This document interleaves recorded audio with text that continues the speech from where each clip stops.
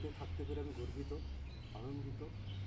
জানি না ভবিষ্যতে কতদিন এইভাবে সময় দিতে পারবো, তবে আজকে তরুণ প্রজন্মের কাছে এটুকু আমি আবেদন রাখতেই পারি যে প্রতি ইংরেজি নববর্ষের প্রথম যে আমরা একটা জাতীয় দিবস পালন করি সেটা হলো নেতাজির জন্মদিন।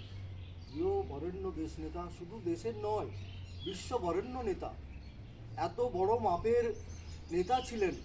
এখন তো অনেক নেতা পাওয়া যায়, নেতা নয়, নেতাজি একজনই, তিনি সুভাষচন্দ্র বোস।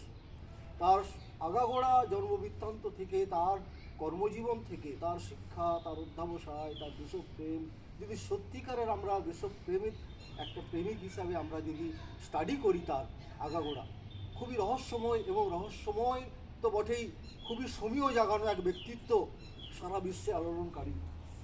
এবং তিনি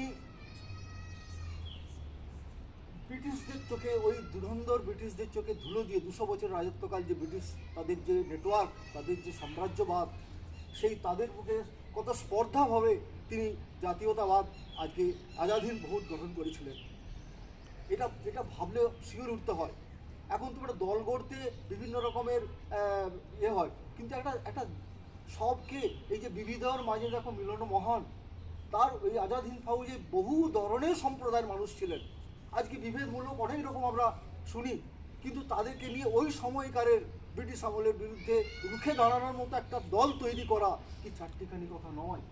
শুধু তাই নয়, তো স্পর্ধা দেখিয়েছিলেন ব্রিটিশ সমগ্র এর মধ্যে গর্জে উঠা, গোপনে নয়, সশস্ত্র বিপ্লব করেছিলেন, উত্থান করেছিলেন। কিন্তু দুর্ভাগ্য, সেই নাতে আমরা পাইনি অনেক কারণে, সে ইতিহাসে জানবে।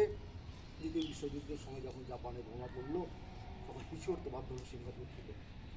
তো যাই হোক, তিনি পতাকা তুলেছিলেন, ভারতের তেরঙ্গা ঝান্ডা তুলেছিলেন নেতাজি।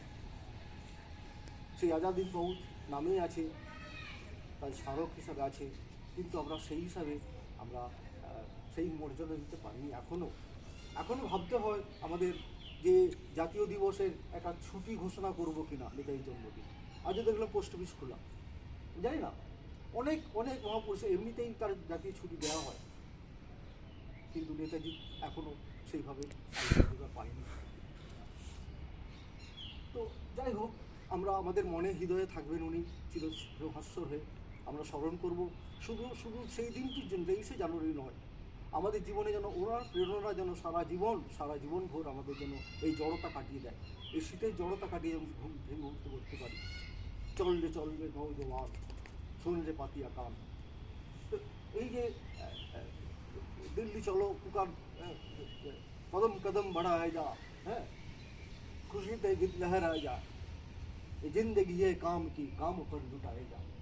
তিনি কাজ চেয়েছিলেন, ভূমিতা নয়, বাক্যবাগীশ নয়, তিনি কর্মে দেখিয়ে দিয়েছিলেন কীভাবে দেশপ্রেম করা যায়। যাই হোক, বেশি কিছু বলবো না। আমি চাইব এই প্রেরণা যেন সবারই কোনো আন্দোলিত হোক, সবাই ভাবুক নেতাজিকে নিয়ে, তার রহস্যময় নির্দেশ আমাদের সত্যি বেদনা। আমরা জাতিকে পেতাম, অন্য ভারতকে দেখতাম, ভারতের চেহারা অন্য হতো। যাই হোক, আর কিছু বলবো না। আমরা সবাই জাতীয় সঙ্গীতের মাধ্যমে আজকে প্রোগ্রাম শেষ করি। জাতীয় সঙ্গীত।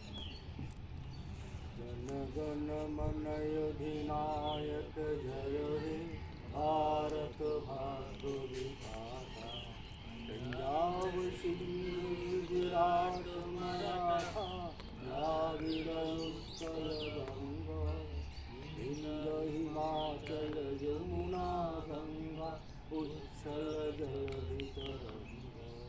तब शुभ नामे जागे, तब शुभ आशीष मांगे, गाहे तब जय गाथा। जनगण मंगलदायक जय हे भारत भाग्य विधाता, जय हे जय हे जय हे जय जय जय जय हे।